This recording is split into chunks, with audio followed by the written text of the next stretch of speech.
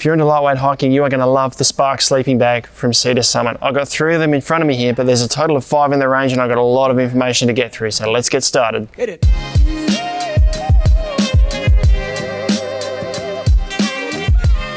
Ben from Snowies here, folks, and in front of me I've got the Spark sleeping bags from Sea to Summit. These are the ultimate lightweight bag for the lightweight adventure, right? From summer adventures through to winter adventures. There's 5 in the series, starting with the SP0, then there's the 1, 2, 3, and the 4. Which one you choose depends on how warm you want it to be. The lightweight one, which is this guy here, also doubles as a liner. It's got a comfort rating of about 14 degrees. Right through to the warmest bag, which is the SP4 on the bottom here, comfort rating of -8 and a lower limit of -15 degrees. And if you're talking about weight, the lightest one here, once again, just 225 grams.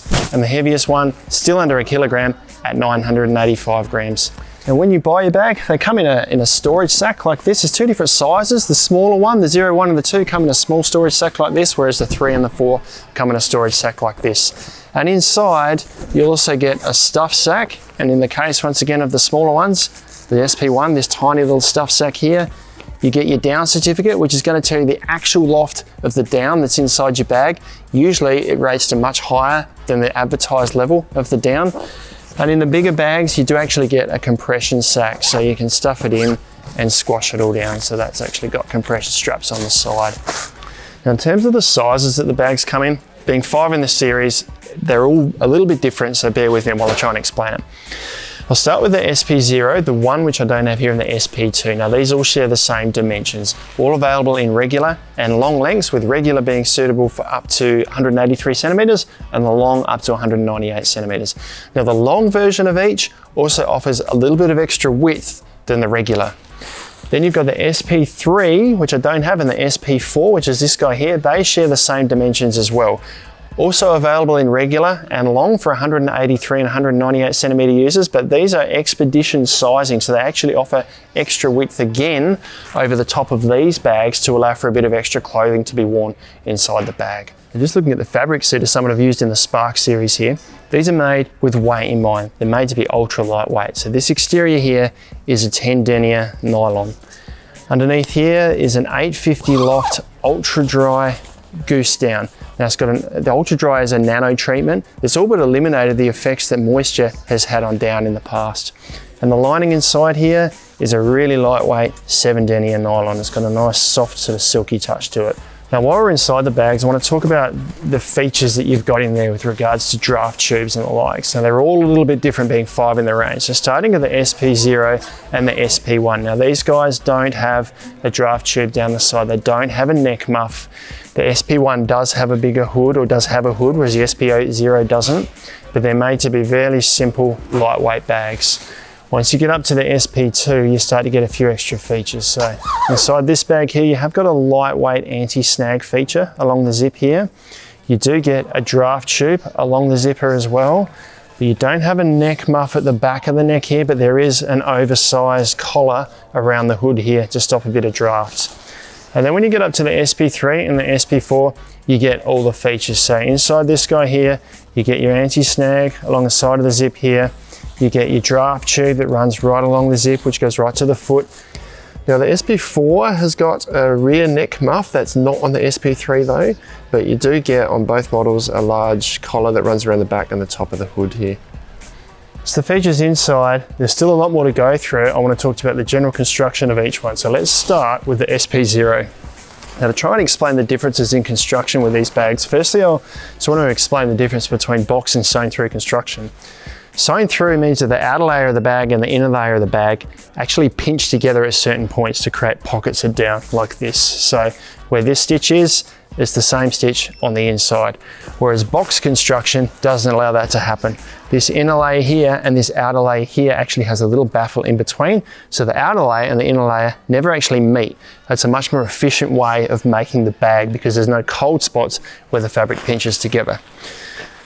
Now that you know that, let's talk about the construction of the Spark bags. Now these guys are a complete sewn through construction. They've got a 1/4 or a 1/2 zip with a single slider. There's no hood on the SP0 and a 3-dimensional box foot section.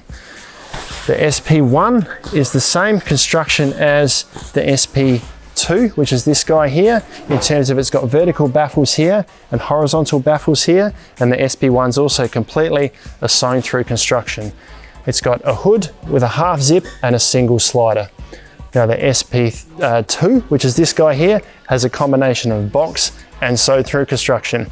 Box construction at the top with the vertical baffles, sewn through at the bottom. It's got a hood and it's got a half zip or a quarter zip, or it's a half zip on this one actually, with 2 sliders so you can ventilate from the bottom up. And then moving up to the Expedition series, these guys have got all the features and they are completely box construction throughout, with a full length side zipper, no foot zipper, but a full length side zipper with dual zips on each end, the box foot construction and the hood on the top there. Now, I hope that made sense. There's differences between each bag. Tried to explain it as best I can. One thing I haven't mentioned though is that these aren't actually zip coupling compatible, so you can't join one bag to another. What I want to do though is crawl inside one of the bags for you to show you sort of how much space there is in there. Now I'm going to crawl in the SP2, which is this guy here. So this is one in the middle of the series. The main difference being that with the sizing is that I'm not going to, I will have a hood, whereas the SP0 wouldn't have a hood, and the SP3 and the 4 are going to offer a little bit of extra width than this guy here would. So just crawling into this bag here now, get my feet right to the bottom and lay down in it. Super lightweight, I can barely feel it around my body. I can access the zip on the side. Now the anti-stank's still pretty good on this, not as good as the ones in the heavier duty Cedar Summit bags, but it still works pretty well. Let's see if I can get... Now I'm 185 centimeters or 6'1", which is just over the recommended height for this bag here. And my feet have got a bit of space at the end, especially in that box foot section. I've got wiggle space, it doesn't feel pushed up against the end. I don't have a lot of room to move. I can fit my arms comfortably on the side of my body here, so the SP3 and the 4 are obviously going to offer a little bit of extra width in the bag. And this hood fits comfortably over the top of my head. There should be a little draw cord here somewhere. There we go. I can tighten that right up around my head. And with that done up, it does feel a little bit tighter. My feet are pushing against the end a little bit, so I'd probably actually want the long bag, I reckon. But I'm pretty comfortable and I'm starting to feel pretty warm here already. That's pretty much all the features of the Spark bags.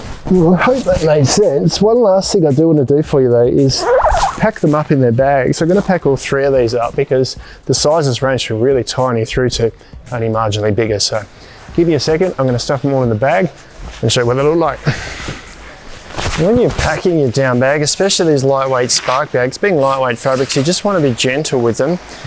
But don't roll them, just stuff them into the bag and gently punch them in, starting with the bottom. Make sure you squash it down, gently squeezing the air out of the fabric, and just keep working your way down slowly until the whole thing fits in the bag.